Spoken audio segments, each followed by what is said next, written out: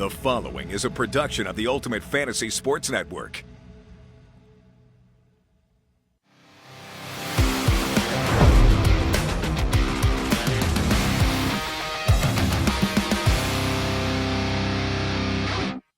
Hello there, and welcome to a very special, very happy edition of Inside UFLB, episode 16. My name is Dean Millard, and I am the very proud head of sports, head of baseball for Ultimate Franchise Fantasy Sports, and the co-commissioner, along with Matt Soren, of Ultimate Fantasy League Baseball. And yes, this is an episode where we do get to say that they will be play ball. Time to play ball, for sure. With some... This is a serious message. Peace and love. Yes, peace and some love. Peace and love. Some labor peace and love. That's what we're talking about on this show. Presented by Ultimate Franchise Fantasy Sports and proudly broadcast on Ultimate Fantasy Sports Network. You can watch all of our past shows on our Ultimate Fantasy Sports Network YouTube channel. You can also find all of our audio episodes wherever you find your favorite podcasts. Just search for Ultimate Fantasy Sports Network, and you will be able to find all of our shows in audio format. All right, we have an awesome show lined up for you today. And we are going to start by singing the glorious song, Ding Dong, the Lockout is Dead. We will talk a little bit about No More Lockout Blues. We're also going to chat with Xavier Smith, who is GM of the Moonshots and a veteran of UFFS. We also have our first UFLB trade to talk about. Major League Baseball free agency is going to be going crazy. And our top 5 will be new things from the CBA. Our question of the day is something that the fans of the Texas Rangers, the Woodpeckers, and the Outlaws will want to be paying attention to. So all of that still to come. But first, let's bring on our guest today and get to know Xavier Smith, Moonshots GM. It is indeed my pleasure to welcome in our guest today. We've been trying to line this up for a while, but things kept getting in the way. But yes, Xavier Smith is GM of Moonshots. We'll get into that franchise. He's also former GM of the year in the UFHL. So any of the hockey GMs know exactly how this guy wheels and deals, because he took just a dilapidated roster, turned it into a contender, and then it actually sold to former NHLer Ryan Malone. So he knows exactly what he's doing. He's also a minority owner of the Hammerheads in the UFAFL. So Xavier, you are what we would call a UFFS veteran in this league. First of all, thanks for doing this. We've tried to set this up for a while. I'm finally glad we could connect. Hey, thanks for having me, Dean. I'm finally glad I can be part of the show. Yeah, I was, you were scheduled to come on. I got ill, then you were busy and things got backed up. So it's good to be able to chat with you. And first of all, I was in the woods for like the last 3 days, hardly any service, no Wi-Fi at all. Couldn't get on any real social media. So when I came out and I got the alert that the lockout was looking like it was over, I couldn't believe it. I was like, this is like a fairy tale come true. What was it like for you when you finally heard that this lockout was over? Yeah, I was eating my lunch at work, actually, and we were all just going crazy, kind of excited that the lockout was finally over. And it just became the talk the whole afternoon of, oh, who was going to play and when free agency was going to start. So it was kind of a big buzz around here. Yeah, free agency is going to be wild. And you know from the hockey that you have the 24 hours to be able to let go a guy if you don't want to keep him. So it's going to be a really interesting time for GMs to be following what is happening. So maybe there's a contract they don't want. This is going to be a wild free agency period, isn't it? Yeah, I'm hoping someone doesn't like a contract and maybe we sneak in and pick someone up. Yeah, well, there could be some definite free agent auctions for sure. So when we talk about the CBA, the number one thing I love is the expanded playoffs. What do you think of the expanded playoffs? No more wild card game. It's now a wild card series. What are your thoughts on that? Oh, I'm excited for the wild card series. I hated the one game format, and I'm just glad they finally shifted away from that and towards a 3-game at-home series for that best record. And that's going to be obviously very important for when that playoff draft comes around, because if you're a wild card team in the UFLB, you got to build your team to win that wild card and hope to continue. And that's where so much strategy comes in. But we've got a long way to go before we get there. 162 games. For you, how different do you think baseball is going to be for hockey, which you dipped your toes in, and obviously a minority owner in football, but you were in the trenches in hockey as a GM. You're going to be a GM of Moonshots. How different is baseball going to be for you than hockey was? I think it's just a different experience and different knowledge I have compared to hockey. I've had to do a lot more work in hockey to keep up and catch up, and we already had the opportunity to build our team, and that's something I didn't necessarily have in hockey, just trying to play catch up and scramble all the time just to get points and move up in the standings and even try and push the pace as best as we can. But for baseball, I'm really excited for the team we have and excited what we can do. How long have you been playing fantasy baseball? You know, is baseball your first love, and what do you love about fantasy baseball? Yeah, baseball is definitely the first love, but hockey's a close second. And been playing fantasy baseball for too many years, and yeah, it's just different, and the 162 grind is just something else. Yeah, it sure is. And, you know, that's one of the reasons we went with a point system is it takes a lot of the luck out of play. As you know from hockey, there are changes in the standings nightly, depending on what a team does. So while there isn't that direct head-to-head competition, you are always watching what those in your division are doing, especially now with the division leaders getting that bye. So it is so important to be paying attention. As you know, games played is such a currency in this kind of a setup. Yeah, I mean, I think even in hockey, we see it every night. You see the postings where it's like, oh, so-and-so went up 5 points, have a big night. And it's just crazy how much one player can sometimes swing you up the standings or swing you down the standings if they had a bad night. Yeah, indeed. So you have experience in hockey, you have experience in football. Obviously, you're learning about what we're all learning, and we're all learning things about baseball as we build this from scratch. But what about the realism? What can you say to those who are new to this platform about what the experience is going to be like this year in UFLB? I think in the realism, there's nothing like this league, and just being able to watch every single game and again, talking back to the standings, it's like each night it's going to change. You're either going to go up and down. And I think the biggest advice I can give is to make sure you're setting your rosters every day and tracking who's playing for that night and who's not. Yeah, that's a big difference. In hockey, you know for the most part your guys are playing, but there are days off in baseball because there are so many games, and having guys as multiple positions to be able to fill in is so important. What's the one thing you're really looking forward to with UFLB, other than possibly winning the Score Coin Series at the end?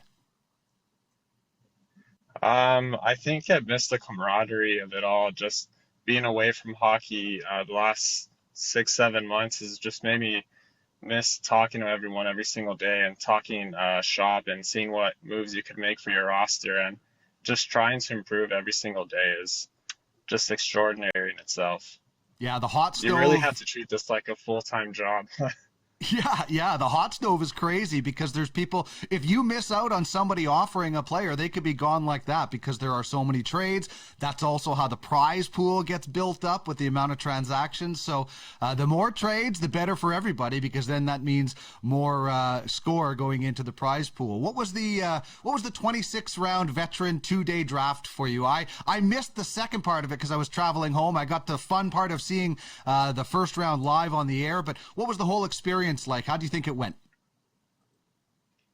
It was really exciting. Oh man, it went super fast though. Like I thought for sure the first day we were going to be there another 2 hours, and it just kind of zoomed by really quickly. And everyone seemed to kind of have their own strategy, knew what they wanted to do, and so it was interesting to see all the different teams and where they were going and who was going where.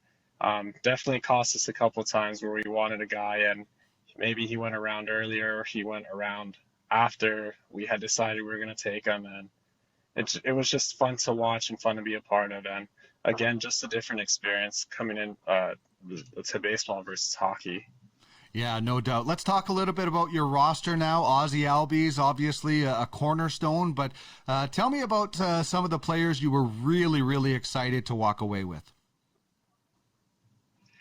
We got Ryan Mountcastle that we were really excited to get in the second, I believe. Andrew Vaughn and Zach Gallen, just all guys we kind of targeted and knew we wanted to walk away with.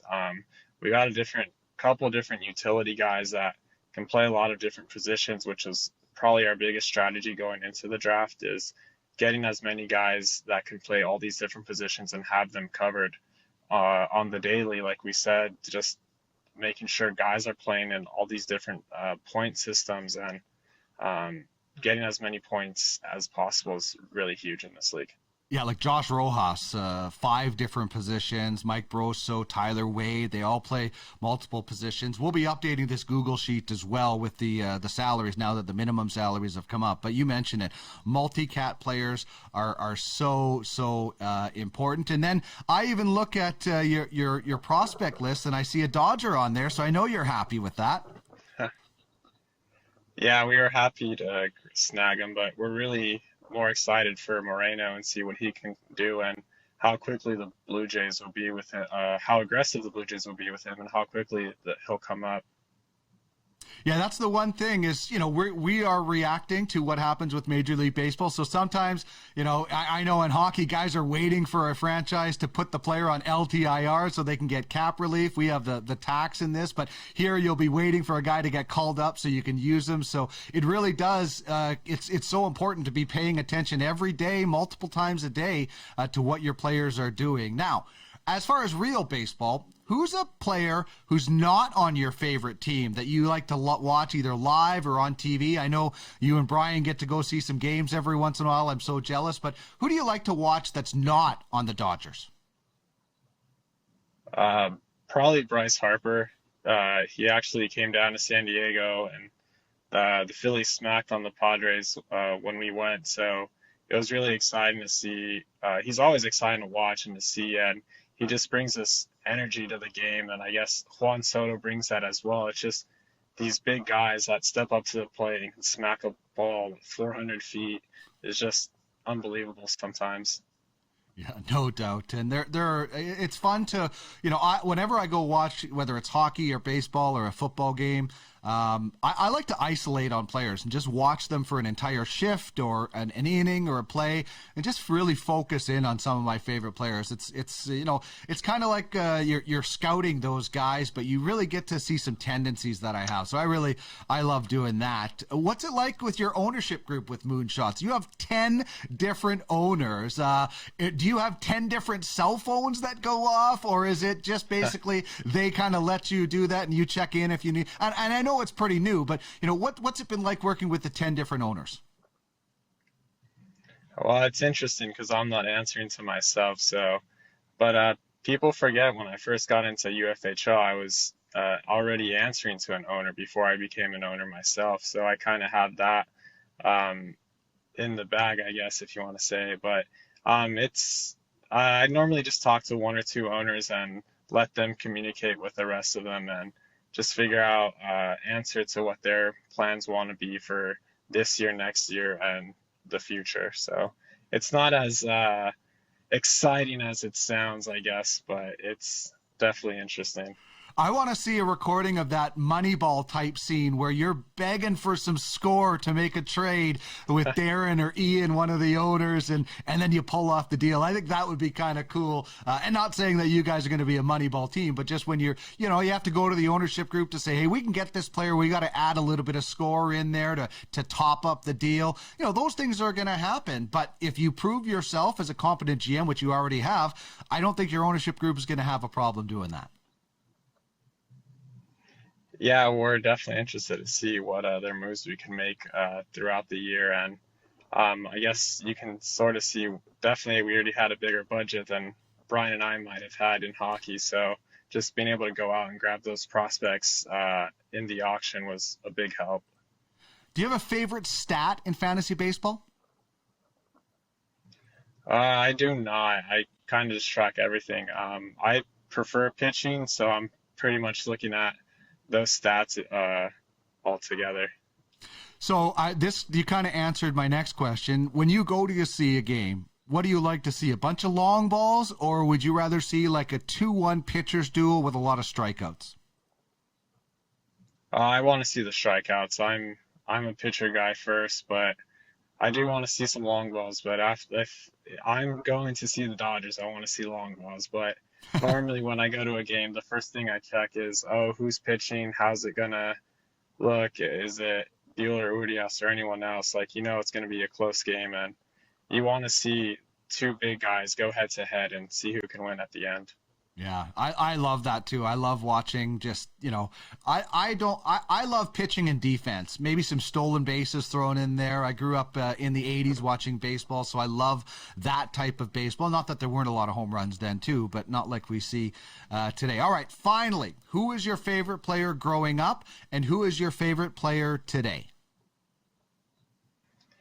Growing up, I think it was Sean Green. Just watching him hit long balls as a kid is what you want to see. And then growing up playing baseball, I was a pitcher, so I kind of mimicked Hideo Nomo a little bit and his style of pitching. So just being able to watch what he would do and try to copy it and do it myself was always fun to try and do. Now it's Clayton Kershaw. I'm excited to see where he lands and if he's going to end up with the Dodgers for his whole career.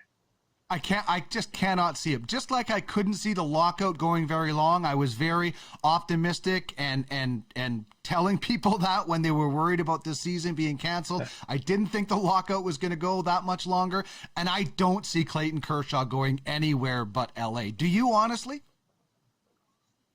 No, I mean, I think if he goes anywhere else, it's with Texas. Mm-hmm. It's kind of just seems like the only other place he would end up. But now with the lockout pretty much ended and players have to report this week, it's like, well, maybe he wants some familiarity for another year and he'll maybe resign and just stick it there. Yeah, maybe just a 1-year deal and then see where it goes. Xavier, thank you so much for joining me finally on the program. Congratulations on landing the GM job of Moonshots. I know you're going to do a great job bringing that experience from the UFHL with you. And I know you're also the type of guy that will help out other GMs, not strategy questions, but just platform questions. And that's the great thing about the veterans of UFFS, helping others to understand how things work and how things go. I'm looking forward to seeing the moves you make over the course of the season, and we'll do this again soon. Hey, thanks, Dane. Thanks for finally having me. Fun chat with Xavier, and I would encourage, if you're unsure about how things work, whether it's in the scouting department, certainly you can ask Brian Hernandez, that's his department, but you can ask some of the other GMs, and as you see on the chats, people are helping other people out, explaining the process. It is going to take everybody a little while to get used to everything in the league, and certainly you can reach out to us. First, check the rule book. If you're still confused, then reach out and ask your question. And here's how you can get in touch with us on Twitter at the UFLB. You can get scouting at UFLB_scouting. You can also read the Legends League and Matt Soren at the LLB_. That's the Twitter handle for Legends League Baseball. You can send us an email at any point, info@UFFsports.com. If you'd like to get more information about Ultimate Fantasy Sports Network and how possibly your show could end up on the network, UFSN at UFFsports.com, and the websites to check out if you want to register as a scout, UFFsports.com. If you'd like to purchase an NFT, some great selections at UltimateSportsNFTs.com. All right, fun interview with Xavier, who will be a mover and a shaker, I'm sure. But before we move on, we have to talk about the first deal, the first trade in UFLB history that was submitted on the website and accepted, which is where all the trades happen. And it is the Isotopes and the Wheat Sox getting together and a bunch of pitchers going back and forth. Paul Matton and Marcus Stroman, a reliever and a starter, ending up to the Wheat Sox, and the Wheat Sox sending Cade Cavalli and Alex Reyes, former starter who is had the closer role in St. Louis. So very cool trade, very cool that the first one has happened. Nice job by the Wheat Sox on promoting it. Let's just all remember that you can't announce a trade. You can hint at a trade, but you can't announce a trade unless it's officially approved and announced by the league. And we earlier put out the chat group where you can check where all the trades will be announced. It's a trade bot, so it's automatic. There's no chatting. It's just trade announcements. There will also be a player signing announcements channel for when scouts are signing new players. So congratulations to the Isotopes and congratulations to the Wheat Sox on getting together for that deal. All right, so Major League Free Agency is going to open. Maybe some deals have been talked about since we've recorded this. A number of players signed before the lockout. Of course, guys like Marcus Stroman, who was just involved in that trade. Corey Seager signed the biggest deal. Marcus Semien right behind them, both going to Texas. Max Scherzer ending up with the New York Mets from the Dodgers. But there are some big names that are all out there. Firstly, we talked about them last week in guys like Carlos Correa, Freddie Freeman, or we talked about them a few weeks ago. But free agency is going to be happening very shortly. As for how it works in UFLB, I explained this yesterday in the chat group, but I don't mind going over it again. When a player signs a deal in Major League Baseball, the UFLB franchise, who owns his rights, has 24 hours to decide, do you want to keep that player or do you want to release them to free agency? If you want to keep them, you do nothing. We'll just assume if we don't hear from you that you are keeping that player. If you would like to release them, you announce them in the Roster Moves chat that Isotopes releasing blank player to free agency and not taking his contract. That player will then become a league-owned free agent, and they would be available for a 24 auction for any team to request them, and they would go to the highest bidder. So you have to be watching what your players are doing if you miss that 24-hour period. And by the way, it's 24 hours from when the team announces it, not when a guy like Jeff Passan or John Heyman or any of those guys announces it.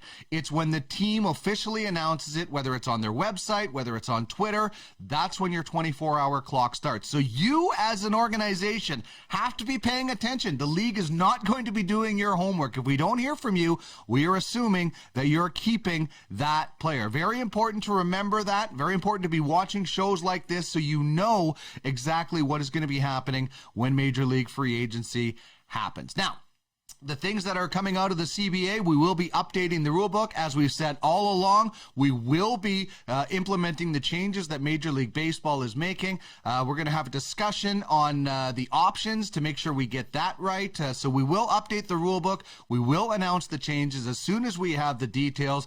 And we will be adapting the new luxury tax threshold, the draft lottery, things like that. We'll be updating the schedule, obviously, of when our season starts and stops. The playoff format, the payout, things like that will be updated coming out of the CBA, and we will make those announcements very, very shortly. So that is on the way. New rules based on the CBA.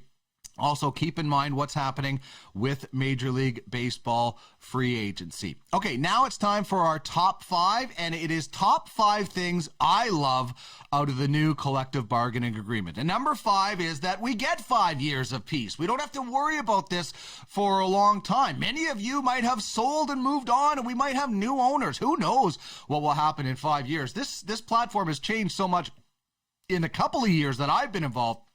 Can't imagine how great it's going to be in 5 years, and we don't have to worry about this for another 5 years. That is, for me, an awesome thing. Increase of minimum salaries. The association really pushed for this. They wanted the most inexperienced players to be bumped up almost to $200,000 in a raise for the minimum salary. So that is certainly great news. They just have to work on minor league players now and making sure they are up to speed when it comes to salaries. A higher competitive balance threshold, a tax threshold, otherwise known as the luxury tax, that goes up to $230 million this year and will increase over the lifetime of this CBA. That's good for franchises. You get an extra $10 million or an extra $20 million to spend, rather, based on last year's totals. So that's very good. Number 2 for me, when it comes to the CBA, is the universal DH. And I love small ball, and there's no reason you can't still bunt with a DH. It doesn't mean your DH has to lead the league in nose hairs and hit 75 home runs. You can certainly bunt, you can play small ball, but we don't need pitchers going up there trying to bunt, breaking a knuckle, or striking out several times. It increases more jobs, so I am loving the universal DH. And the number one thing I love is the expanded playoffs. I would have loved 14. I would have loved choosing an opponent. I wouldn't love that if I had to choose the opponent, but from a commissioner's point of view, I love the intrigue. But expanded playoffs is still great. We will go with the expanded playoffs as well. I can't wait to see the wild card series. Remember, there's a playoff draft. Make sure you check the rule book about all the rules. If you're asking questions in our chat group, what is this, what is that, you haven't read the rule book, so make sure you go read it. You will be on your own as far as knowing the rules, so you need to get to know them. If you're a GM in this league and you don't know what the entry draft or auction is, you need to read the rule book, because you are definitely not up to speed on what is happening. So those are the top 5 things. I'd love to hear from you what your top 5 list out of the new CBA would be. You can send that to us on Twitter at the UFLB. And that's also where you can vote on our question of the day. Which new Texas Ranger will have a better season? Corey Seager, who's of the Woodpeckers, and he's a shortstop, or Marcus Semien, who is with the Outlaws and is a second baseman. You can vote at the UFLB on Twitter. Have your say, and we would love to hear from you when it comes to our question of the day. I actually put this up, and Marcus Semien is leading the way right now with 75% of the vote. By the way, our question last week, who would be better candidate for a bounce back season? This is actually a couple of weeks ago. Cody Bellinger was the winner over Christian Yelich, and Corbin Burns was our question from last week of who would get drafted first. He did. He went right before Walker Buehler in that draft. So have your say. Who's going to have a better season, Corey Seager or Marcus Semien for the Texas Rangers? And it's no guarantee. George Springer did not have a good season last year for the Toronto Blue Jays. He was hurt and he was ineffective for a good portion of the year. So there's no guarantee just because Marcus Semien had a standout year last year that he will indeed have another terrific season. So please have your say at the UFLB on Twitter. All right, that is going to wrap things up for us on this show. Big thanks to Xavier Smith for joining us on the program, GM of the Moonshots. Best of luck to him and his 10 owners. And, of course, Inside UFLB is part of the Ultimate Fantasy Sports Network. UFSN is your one-stop fantasy sports shop. We want to have all kinds of fantasy shows, whether they're about our leagues or they're just fantasy in general. We would love to hear from you. If you have a fantasy show and you would like to get in touch with us, it is very simple to do. Just send us an email, UFSN at UFFsports.com. That's UFSN at UFFsports.com. Or you can get on Twitter at UFS Network. You can find them there. DMs are open. If you have a fantasy show, hit us up and join the fun. All right, that's going to wrap things up. But as we know, baseball will be played, and Mr. Crash Davis has one piece of advice for you. You be cocky and arrogant, even when you're getting beat. Even when you're getting beat. Even when you're getting beat. Go out and watch a baseball movie tonight. It's a great night to watch a baseball movie and get ready for the season. Thank you so much for joining us on the program today. Remember, you can find all of our podcasts wherever you find podcasts in the audio format just by searching Ultimate Fantasy Sports Network. Have yourself a great weekend, everybody. Baseball is back.